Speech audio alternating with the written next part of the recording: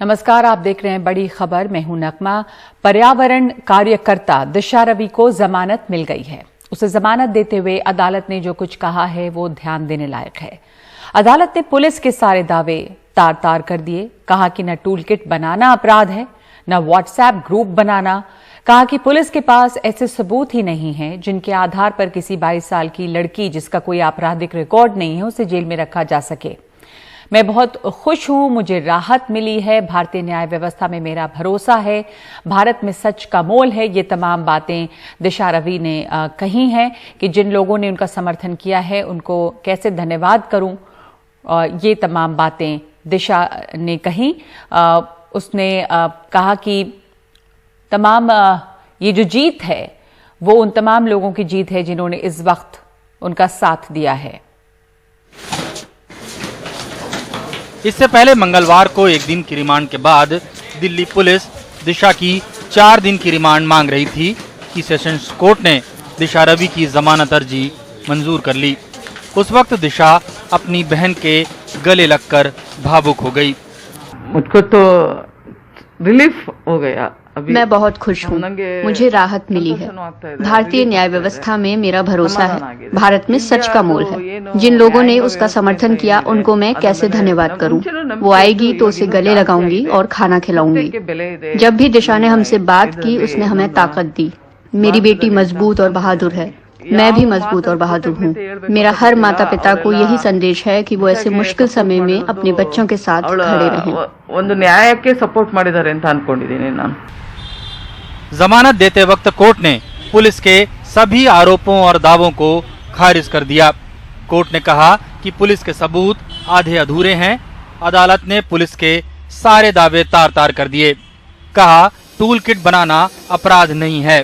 Tool kit की जो सामग्री सामने आई उसमें देशद्रोह जैसी कोई बात नहीं। किसी खालिस्तानी संस्था से दिशा की सांठगांठ के कोई सबूत नहीं है।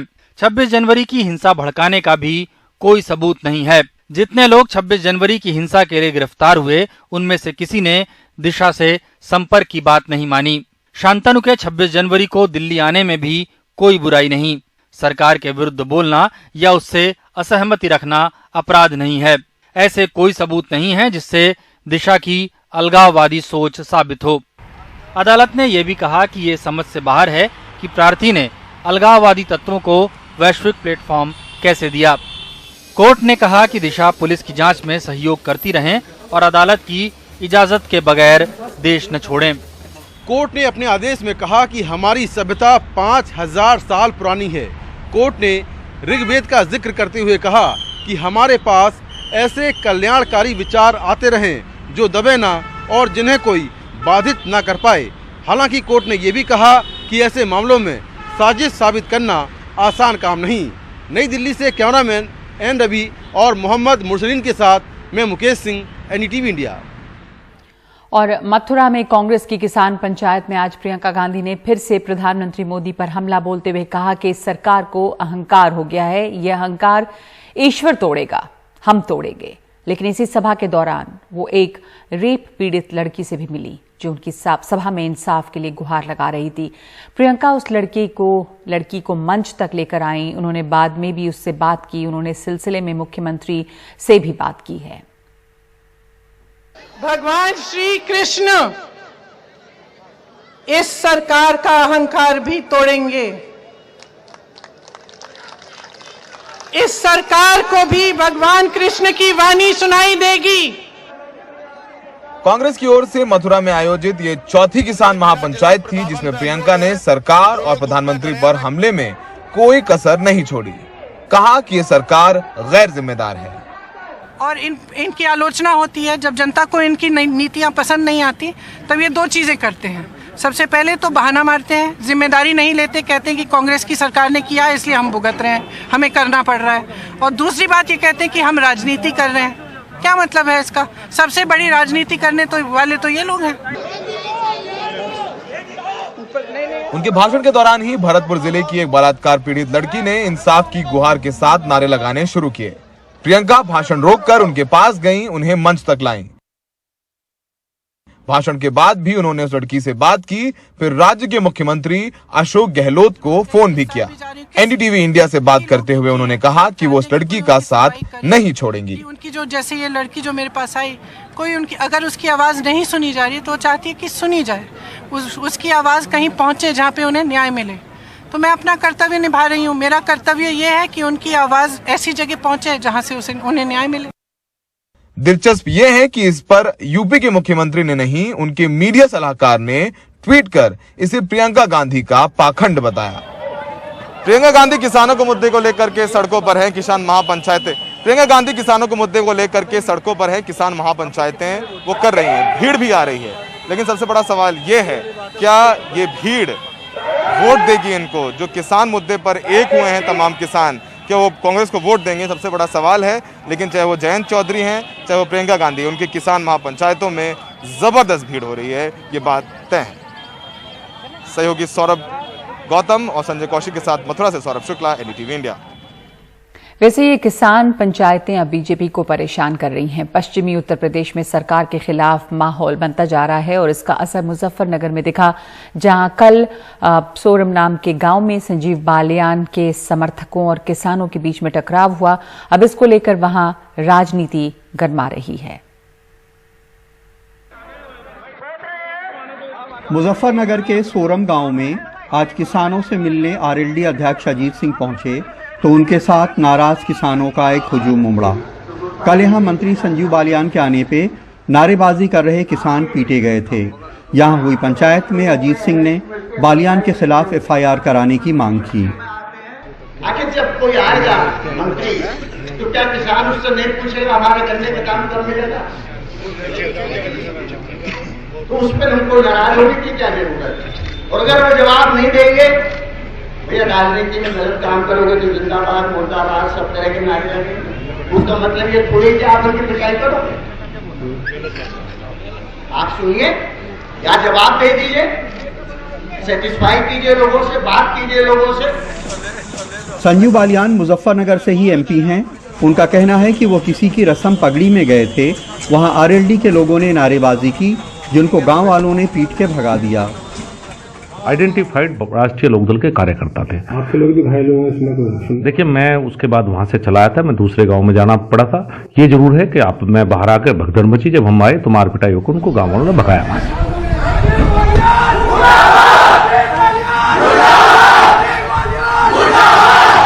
शामली के भैंसवाल गांव में भी संजीव बालियान के पहुंचने पे किसानों ने उनके खिलाफ नारेबाजी की थी। सरकार ने उन्हें किसानों को मनाने का काम दिया है।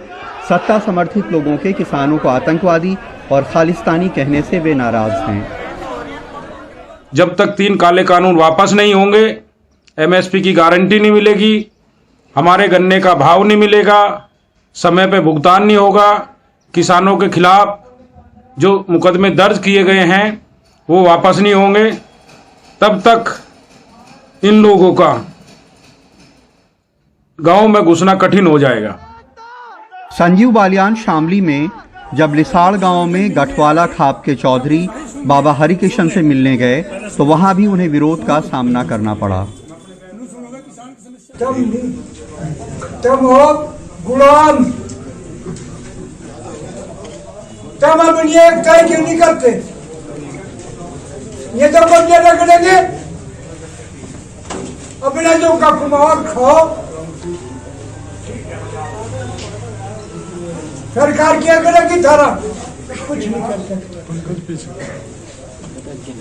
कुछ नहीं करे। एक तय बनाओ और कहीं ना जाओ। शामली के कसेरवा गांव में भी काफी किसान बीजेपी से नाराज हैं। यहां वे बीजेपी विरोधी नारे लिखे बैनर लेकर जुलूस निकाल चुके हैं। इस गांव में उन्होंने बीजेपी नेताओं के खिलाफ जगह जगह पोस्टर भी लगा दिए हैं। और सीधी सी बात है, हम अपने गांव कसेरवा कला में बीजेपी के किसी भी नेता का आने पर विरोध करेंगे। स्पष्ट बात है, विरोध होगा। हमारे साथ जो नेता होगा वो ठीक है, जो किसानों का साथ देगा हम उसका साथ देंगे, जो किसानों का साथ नहीं देगा हम उसके साथ नहीं देंगे। पश्चिमी यूपी के किसान कृषि बिल से नाराज तो हैं ही, इस बात से भी नाराज हैं कि कभी उनके आंदोलन को जाटों का आंदोलन कहा गया, कभी उन्हें खालिस्तानी तो कभी आतंकवादी बताया गया। गन्ने का भुगतान नहीं होने की भी उनके अंदर नाराजगी है और ये सारी नाराजगी बीजेपी नेताओं पे उतर रही है। शामली में शाहनवाज, मुजफ्फरनगर में दिलशाद और मुरादाबाद में अनवर के साथ कमाल खान, एनडीटीवी इंडिया।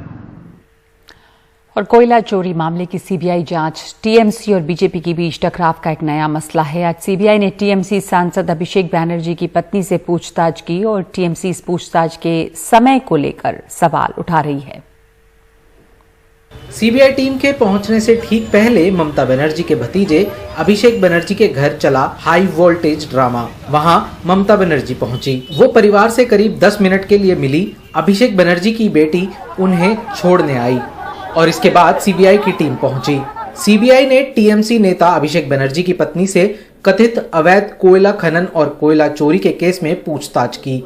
सूत्रों के मुताबिक 19 फरवरी को 13 जगह छापेमारी के दौरान सीबीआई को ऐसे दस्तावेज मिले जिनसे कथित तौर पर दिखता था कि कोल माफिया टीएमसी के नेताओं को लगातार पैसे दे रहा है। सूत्रों ने ये जानकारी भी दी कि एक जगह बरामद मोबाइल फोन में किसी मेनका को 3 नवंबर 2018 को पैसे दिए जाने के सबूत मिले। इसी मोबाइल में थाईलैंड के बैंक में रुजिरा नरूला के नाम से एक बैंक खाते का ब्यौरा मिला। इसी बुनियाद पर सीबीआई ने रुजिरा बनर्जी से मंगलवार को पूछताछ की। रुजिरा की बहन मेनका से भी सीबीआई ने सोमवार को 3 घंटे से ज्यादा पूछताछ की। हमने थाईलैंड बैंक की रसीदें दिखाई थीं। इस बार हम लाला की डायरी के साथ मैदान में उतरेंगे। सावधान तृणमूल।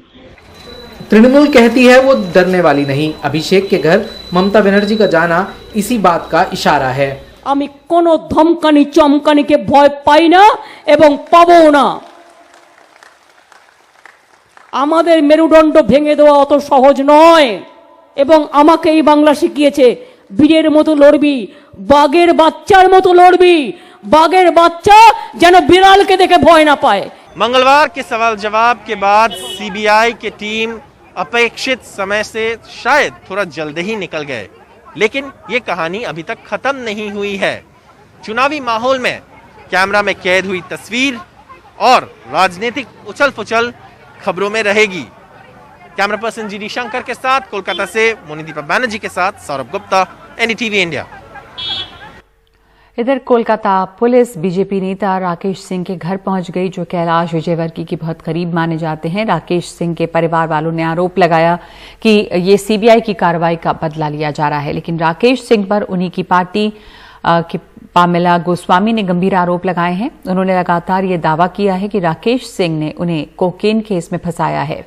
बीजेपी के लिए ये एक बड़ी शर्मिंदगी का मसला है।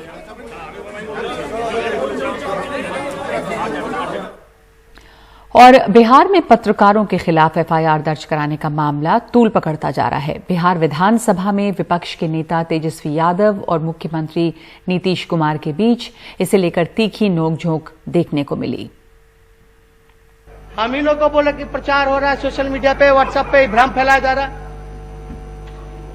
कौन ज्यादा हानिकारक है? हम लोग तो कोई झूठ का प्रचार नहीं करेंगे। झूठ का प्रचार कर रहे हैं, अफवाह फैला रहे, तो कीजिए अरेस्ट। हम खड़े हैं, लीजिए हथकड़ी लगाइए। हम लोग हाथ खड़े हैं लेकर के। आपको लगता है हमने किया तो लो हाथ में हथकड़ी डालो, भेजो जेल। अरे जब हम उस समय वहां थे उसमें गोद में रहते थे, इसलिए क्या सब बात है। हम गोद नहीं उठाए हैं, हम गोद नहीं उठाए हैं। ऐसा भेजो, बैठो चलिए अब बैठ जाए। बार बार उठना उचित नहीं। नेता प्रतिपक्ष बाद में जो मन करे वो बोलते रहिए, लेकिन एक बार सुन लीजिएगा, वो आप ही को फायदा देगा।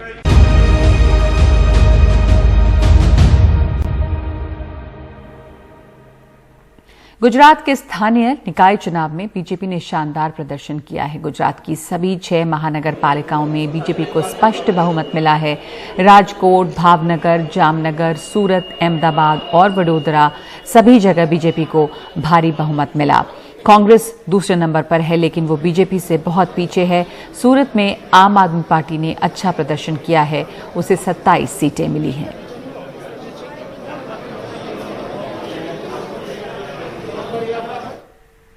और नेपाल की सुप्रीम कोर्ट ने प्रधानमंत्री केपी शर्मा ओली के उस फैसले को पलट दिया है जिसके जरिए उन्होंने संसद को भंग कर दिया था। कोर्ट ने ओली को 13 दिन के अंदर संसद का अधिवेशन बुलाने का आदेश दिया है। पिछले 20 दिसंबर को प्रधानमंत्री ओली ने संसद को भंग करने की सिफारिश की थी, जिसे राष्ट्रपति विद्यादेवी भंडारी ने भी मंजूरी दे दी थी। इस फैसले के खिलाफ कोर्ट में कई याचिकाएं दायर की गई थीं। इनकी सुनवाई के बाद आज सुप्रीम कोर्ट का ये फैसला आया है।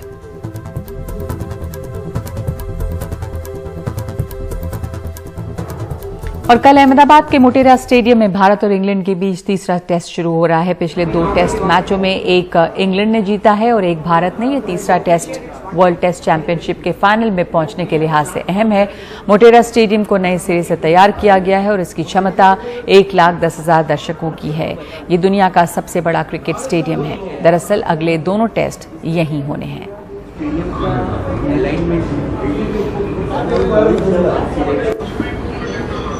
तो कल कितने लोग होंगे यहाँ पर? तो इस वक्त बड़ी खबर में इतना ही। नमस्कार।